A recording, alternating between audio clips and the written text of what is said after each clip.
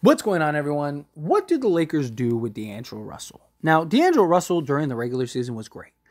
50% from the field, 42% from three, was dishing, dropping dimes, scoring buckets. He was great. He was really good for the Lakers. And a lot of people are really upset and just disappointed in D'Angelo Russell, and rightfully so in many ways because of his performance against the Denver Nuggets in the Western Conference Finals, right? D'Angelo Russell was basically unplayable, and I get that. But some of it, I feel, based on what I've seen, is also like recency biased. A lot of people are like, well, he was terrible, trade him, get rid of him, this, that, and the other. And I do get that. But you also got to keep in mind, he was huge for us in the Warriors series. He's single-handedly saved us in the Memphis Grizzlies series. And so he had his pros and cons. He's still young, 27 years old. He's got a good wingspan at 6'10". He has the tools and intangibles to be a solid defender. He can do some playmaking. He can shoot the basketball. He can score. He can do everything, right? And we get these back and forth reports that the Lakers want to move him, that the Lakers want to keep him, that the organization is split on D'Angelo Russell, that some people in the organization, even with his woes in the playoffs, still want to get him. Also, how much of it is just lack of time spent with the team, right? D'Angelo Russell played like 10 games for the Lakers in the regular season. I mean, as a whole, like with LeBron and everything like that. He played 17 games total for them, but LeBron missed games, AD, right? D'Lo was injured during that time. So it's not like he had time to really build that chemistry, build that understanding of guys. How does he look with this team with a full training camp, a full preseason, a full regular season? Does he get better? Does he improve, right?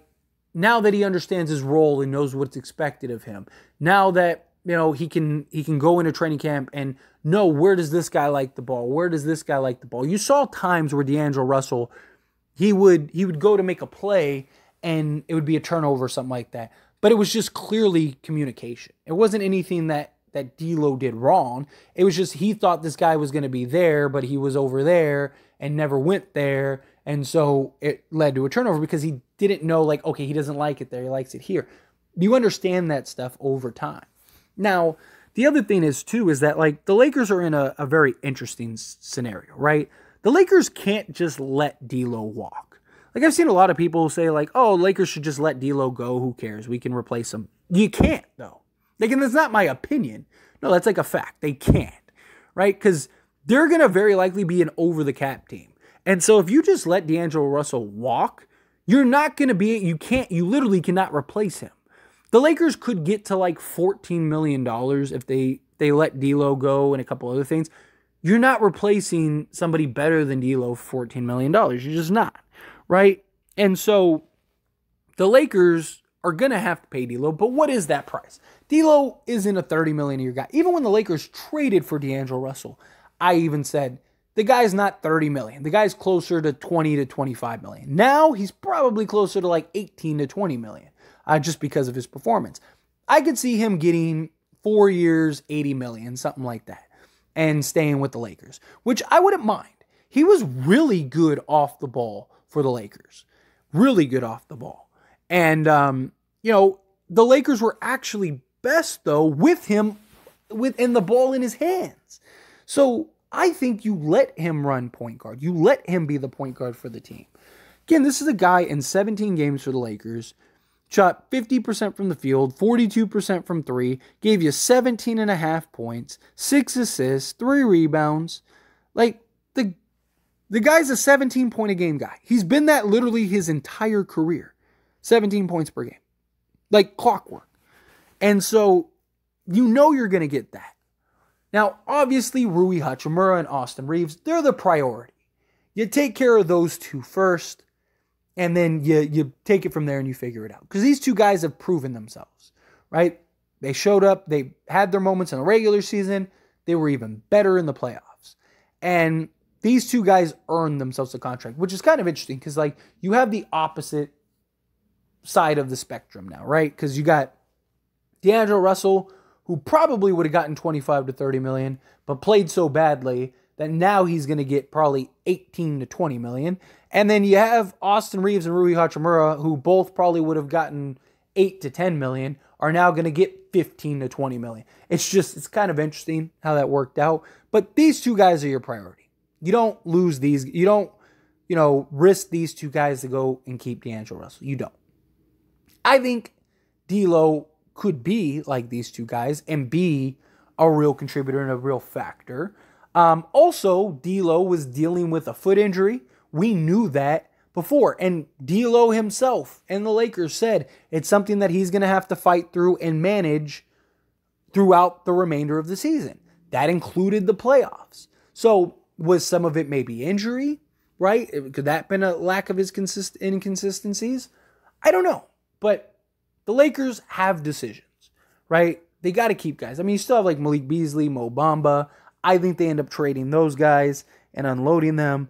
If the right trade comes along and you could trade D'Lo, then sure. If you could get something that makes sense, sure.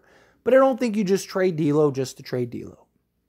I don't think you're not letting D'Lo go because you need, he's too talented to let go.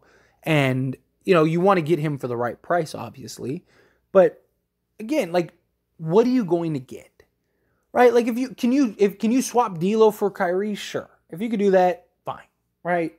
Or can you turn D'Lo into, I don't know, Jaylen Brown or something like that? Sure. Not saying that that'll happen. I know somebody's going to comment that would never happen. It's not the point. The point is, I'm using it as an example. My point is, if you can you turn D'Lo into another star or something great? If you can, then sure, of course, why not? But if you're turning D'Lo into a Terry Rozier, I think that's pointless. I think you're just going backwards, right? And at that point, you might as well keep D'Lo. I think D'Lo has the potential. If you can find something that makes sense, then sure. If you have something that makes sense, then sure, right? If Kyrie's willing to take $15 million to sign with the Lakers, then you let D'Lo walk, sure, because at that point you can replace him with somebody better. But again, you're not clearing $14 million to sign whoever, right? Again, even Fred VanVleet. I've seen a lot of people talk about Fred VanVleet. And yeah, Fred's great, but he's worse in every category besides defense than D'Angelo Russell. D'Angelo Russell is literally a more efficient player in every category. Every category. The only thing that D'Lo isn't better at Fred VanVleet than is defense. And Fred VanVleet is also 3 years older. So again, you're going backwards. I'd rather the Lakers just keep D'Lo, continue to develop him, continue to have him get better, go into the offseason, go into the preseason, go into all that stuff, and see what he gets. Worst case scenario, you try to flip him at the deadline, right? Go into the season, what if he does turn it around? What if he is let's say he is all season a 17, 5, and 8 guy. And he's shooting 40% from three, and he's shooting, 50% from the field. And he does that for the entirety of the season, and he just looks perfect for the Lakers. Right? Now, of course, there'll be that concern of can he deliver in the playoffs? But, maybe once he gets more comfortable and he kind of finds his footing and he understands his role and he understands what he's supposed to do and how he's supposed to do it, could change a lot of things, right? It's hard when you just get to a new team and you don't, okay, am I supposed to take 10 threes a game? Am I supposed to pass? What am I supposed to do? He doesn't know his role. Look, D'Lo definitely deserves criticism. I'm not arguing that at all. He definitely deserves criticism. I just don't think it's as bad as people make it out to be. But I don't know. Anyway, as always, this is a discussion, so I pass the question to you. Let me know your thoughts and opinions down in the comments below. What do you think the Lakers do? Think yeah. keep D'Lo? Do you think no? Trade D'Lo? If so, for what? Love to hear your thoughts and opinions. Let me know.